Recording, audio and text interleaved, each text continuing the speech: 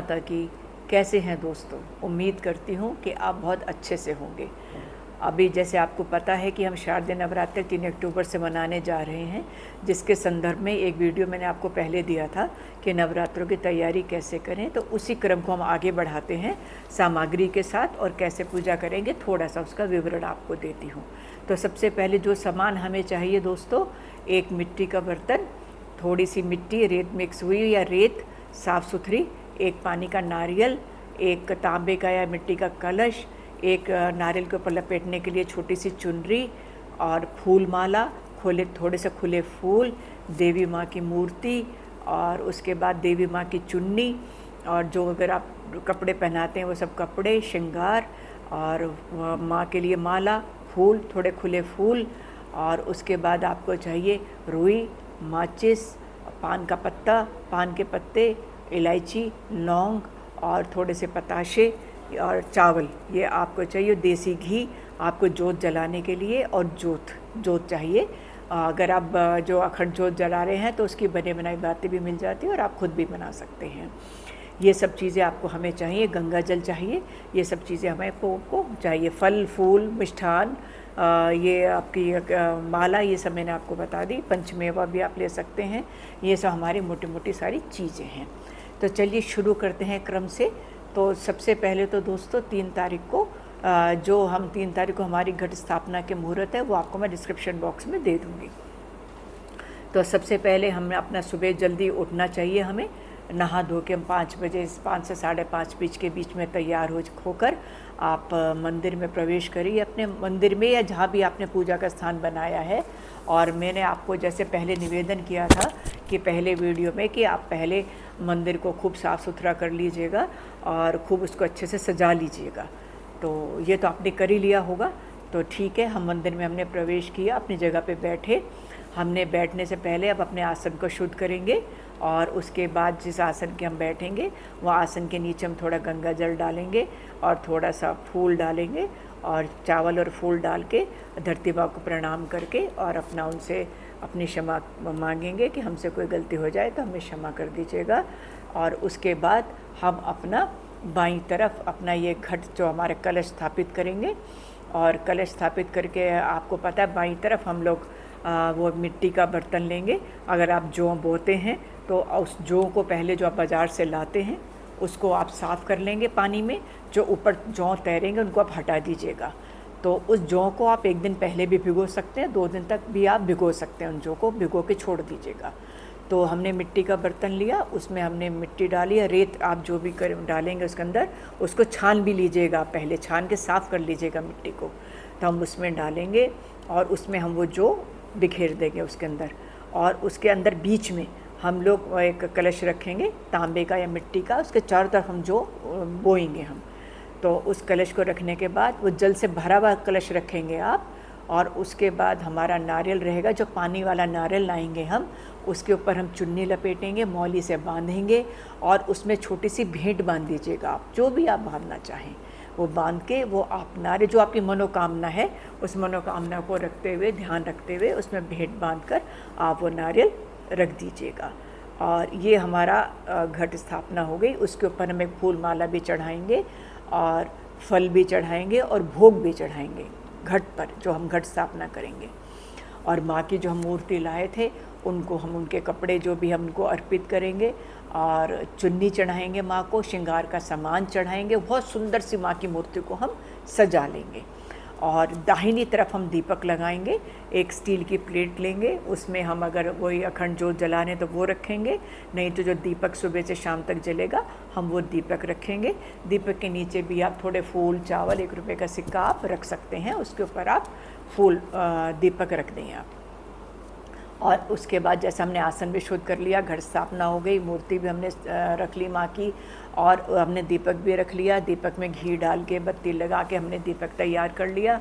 और अगर आपके चौकी पे जगह नहीं है, अगर चौकी पे जगह है तो आप वहाँ नीचे ही कपड़े पे आप 9 बिंदी बना दीजिएगा नवग्रह की।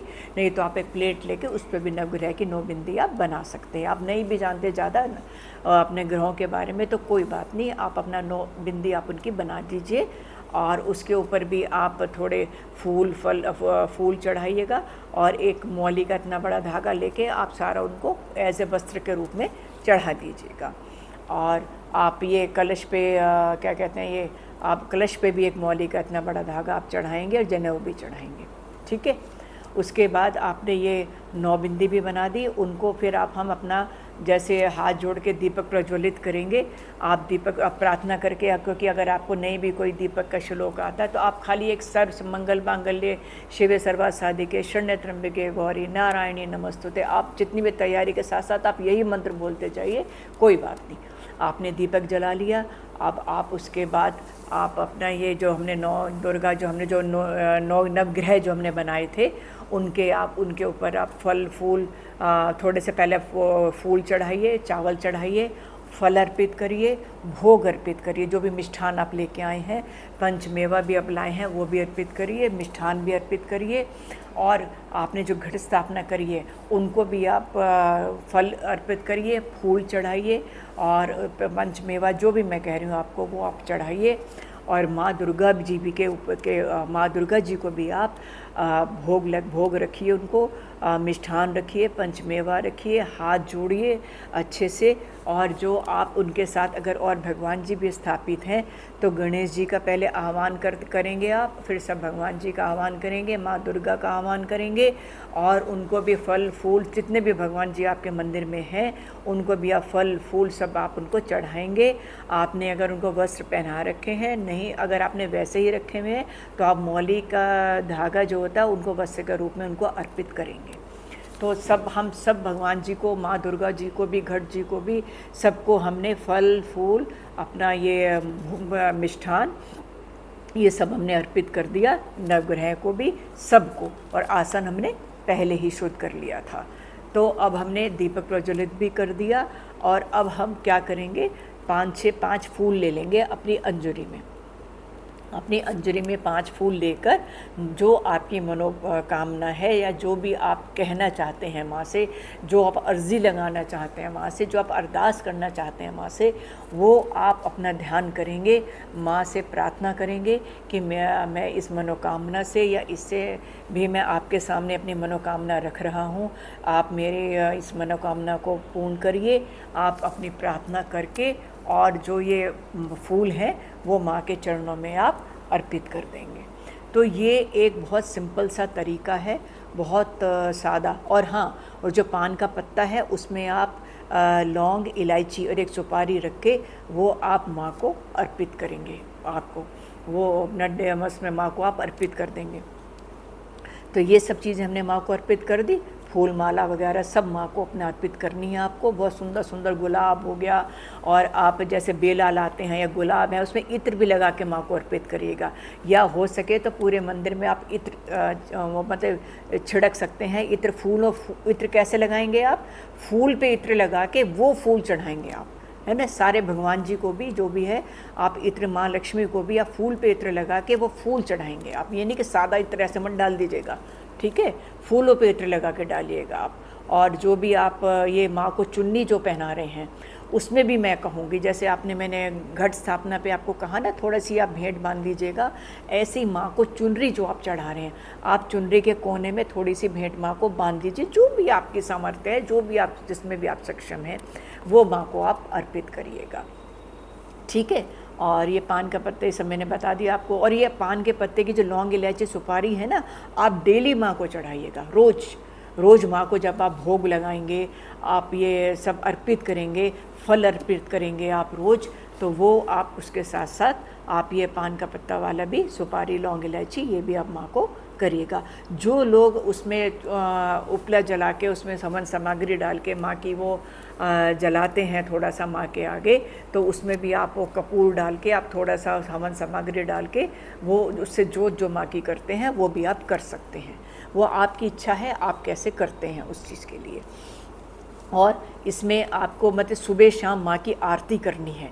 जब आप अपनी पूजा कर लिया आपने, जैसे बहुत से लोग हैं वो दुर्गा सप्तशती पूरी पढ़ते हैं एक दिन में, तो उनकी तो कोई बात नहीं, लेकिन जो दूसरे एक एक चैप्टर पढ़ते हैं उनसे विनम्र निवेदन कि जब अष्टमी या नवमी वो करें तब तक वो अष्टमी करते हैं तो उससे पहले 13 अध्याय पूरे कर लें, अगर नवमी करते हैं तो उससे पहले 13 अध्याय पूरे कर लें वो। और दोस्तों कुछ लोग इन दिनों रामायण का भी पाठ शुरू करते हैं, पूरी रामायण रखते हैं, वो पूरी रामायण रखते हैं और वो रामायण शुरू करके रामनवमी तक वो पूरी रामायण दशहरे दिन पूरी वो समाप्त करते हैं, उसका भोग डालते हैं। और दोस्तों हो सके तो आप मंदिर में बैठ के माँ को भजन भी सुनाइएगा, 2-3 आप माँ के भी माँ के सुनाइए और 1-2 और भगवान जी या कृष्ण जी के, शिव जी के, माँ लक्ष्मी के, जिसके भी आपको 1-2 भजन आते हैं। अगर आपके पास टाइम की कमी नहीं है तो आप उनको सुनाइए। और आप देखिए जब हम अपने मंदिर में बैठते हैं ना, अपने बच्चों को अपने साथ बिठाइए, या अगर बच्चों के पास टाइम कम है तो थोड़ी देर के लिए बच्चे जब भी उनको टाइम मिले 5 मिनट के लिए वहाँ ज़रूर बैठें।